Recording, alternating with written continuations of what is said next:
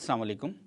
2024 के parliament election को नज़र में रखते हुए तेलंगाना के पार्लियामेंट के 17 सीटों पर एक सर्वे किया गया। उस सर्वे रिपोर्ट में ये बताया गया कि इन 17 एमपी सीटों में से कांग्रेस अब की बार 11 सीट जीतेगी और 2 सीटों पर आज की तारीख में कांग्रेस 30,000 से 50,000 वोटों से पीछे है।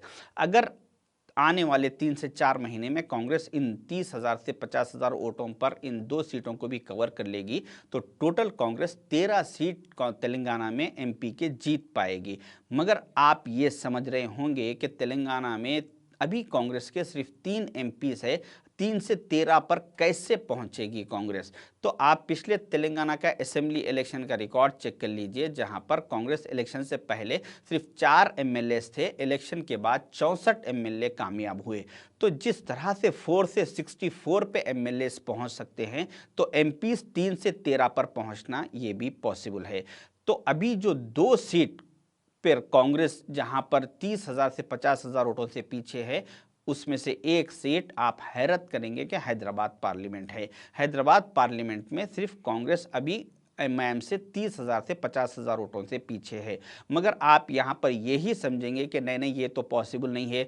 1984 से 2024 तक पिछले 40 साल से यहां पर एमआईएम का कब्जा है, ये एमआईएम का गढ़ है, किला है, फला है, फला है। मगर आपकी सोच, आपकी मिजाज असेंबली इलेक्शन में भी यही थी। याकुतपुरा असेंबली कॉन्स्टिट्यूंसी को लेकर आप यही समझ रहे थे कि याकुतपुरा 30 साल से एमआईएम का गढ़ है, एमआईएम की नाक है, किला है। मगर आप जब रिजल्ट आया तो आपने देखा कि एमआईएम सिर्फ वहां पर 800 वोट से कामयाब हुई और 800 वोट से अमजदुल्ला खान साहब वहां से हार गए। तो इसी तरीके से कांग्रेस एमपी इलेक्शन में अभी सिर्फ 30,000 से 50,000 वोटों से पीछे है। अगर हैदराबाद पार्लियामेंट कॉन्स्टिट्यूंसी के लोग अक्लमंदी का मुजाहरा करते हुए अगर ये कवर कर दे और कांग्रेस को यहाँ से जिता दे हैदराबाद पार्लियामेंट से, तो वहाँ के अवाम का बहुत कुछ फ़ायदा होगा। जिस तरह से आज नामपल्ली असेंबली कॉन्स्टिट्यूंसी में एमआईएम के एमएलए माजिद हुसैन साहब जॉब मेला लगाकर वहाँ की अवाम कंपनियों को रिक्वेस्ट करके, आजिज़ी करके वहाँ पे लाके प्रोग्राम करवा के वहाँ के लोगों को जॉब दिलाने की कोशिश कर रहे हैं और लोगों के घरों पर जाके बोल रहे हैं कि अम्मा मैं तुम्हारा एमएलए हूँ, तुम्हारा बेटा हूँ, तुम्हारा भाई हूँ, कुछ काम है तो बोलो, कोई तकलीफ तो नहीं है ना।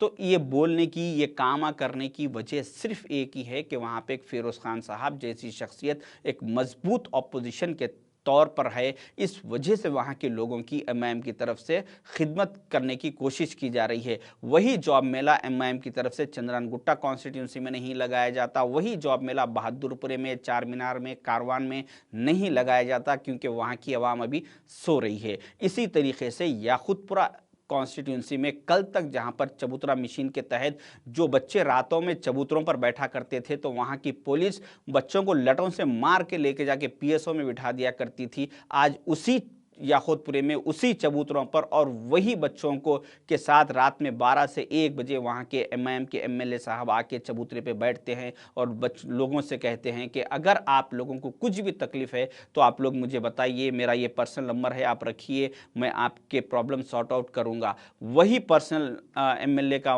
नंबर चंद्रानगुट्टा कॉन्स्टिट्यूंसी में नहीं दिया जाता, बहादुरपुरे में नहीं दिया जाता, मलकपेट में नहीं दिया जाता, कारवान में, चार मीनार में एमएलए जाकर नहीं देते, चबूतरों पर नहीं बैठते। उसकी वजह यह है कि याकुतपुरा कॉन्स्टिट्यूंसी में अमजदुल्ला खान साहब जैसी एक मजबूत ऑपोजिशन लीडर होने की वजह से वहाँ के लोगों की खिदमत की जा रही है।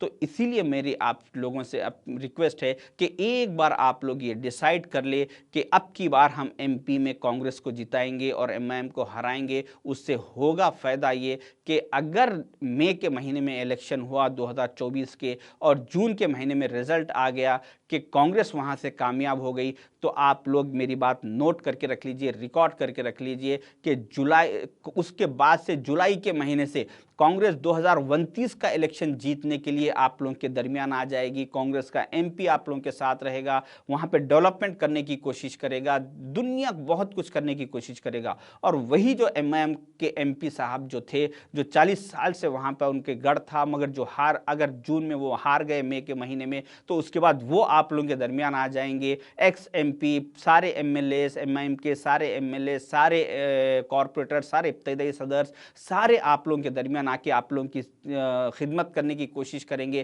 ताकि 2029 के इलेक्शन में फिर से उन्हें जो उनकी 40 साल से जो सीट थी जो चली गई उसको फिर वापस लेने के लिए।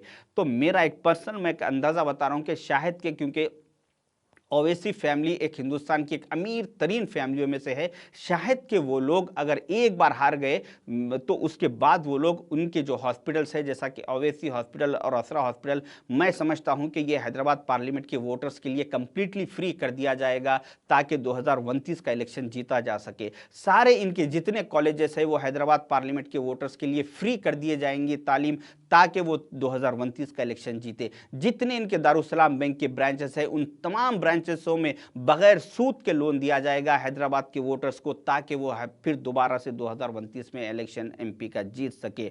तो जितने भी लोगों के आज दारुसलाम बैंक में सोना, प्रॉपर्टीज़ वगैरह जो भी रहन में रखे उनका जितना सूद है, वो मैं समझता हूं कि अगर हैदराबाद से एमपी हार गए तो वो सारे लोगों का माफ़ कर दिया जाएगा और उन्हें बगैर सूद के एक सिस्टम निकाल दिया जाएगा कि यहां पर इंटरेस्ट सूद सिर्फ हैदराबाद पार्लियामेंट के बाहर के लोगों से लिया जाएगा, हैदराबाद के लोगों से नहीं लिया जाएगा।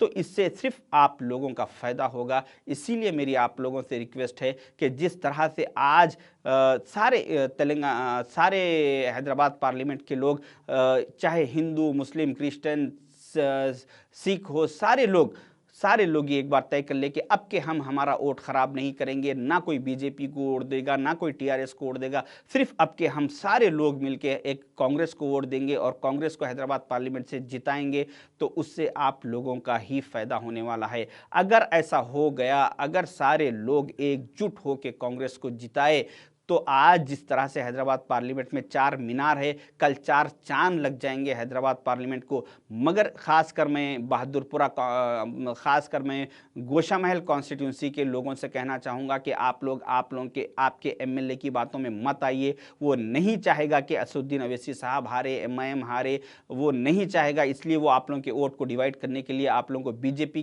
को दिलाने की कोशिश करेगा। आप लोग एक बार डिसाइड कर लीजिए, अब कि हम बीजेपी को वोट नहीं देंगे, सिर्फ कांग्रेस को देंगे और कांग्रेस को यहां से लाएंगे। अगर कोई भी आपको ये बीजेपी को वोट देने के लिए बोल रहा है या कोई टीआरएस को वोट देने के लिए बोल रहा है, तो वो सिर्फ एमएम को जिताने के लिए बोल रहा है, ना कि जैसो वो पार्टी के लिए। तो लिहाजा एक बार आप लोग ये काम कीजिए। अब बाद लोगों का ये सोचना होगा कि नहीं नहीं भाई, एक नमक का कंकर है, आवाज़ पार्लियामेंट में आवाज़ उठाते रहने देना, तो ऐसा कुछ भी नहीं है। ये एक बार नमक के कंकर को आराम दीजिए। 40 साल से बहुत ये नमक के कंकर को आप लोग मौके दिए, एक बार आप इनको घर में बिठाइए, उसके बाद देखिए कि किस तरह से नमक का कंकर आपके लिए शक्कर का थैला बन जाएगा, आपकी खिदमत में आ जाएगा, सारे लोग इनके आपकी खिदमत में आ जाएंगे और सारी आवाम का फ़ायदा होगा। इसीलिए मेरी, और अगर एक बार आपके कांग्रेस हैदराबाद पार्लियामेंट से जीतती है, तो मेरा आप लोगों से वादा है कि मैं खुद अपना vote next time Hyderabad parliament में ट्रांसफ़र करूंगा और ये नमक के कंकर को मैं मेरा वोट भी दे के 2029 में जिताने की कोशिश करूंगा। मगर शर्त ये है कि आप लोग एक बार आपके कांग्रेस को जिताइए। अगर एक मजबूत अगर ऑपोजिशन रहेगा तो इसमें हैदराबाद पार्लियामेंट के लोगों का ही फ़ायदा होगा।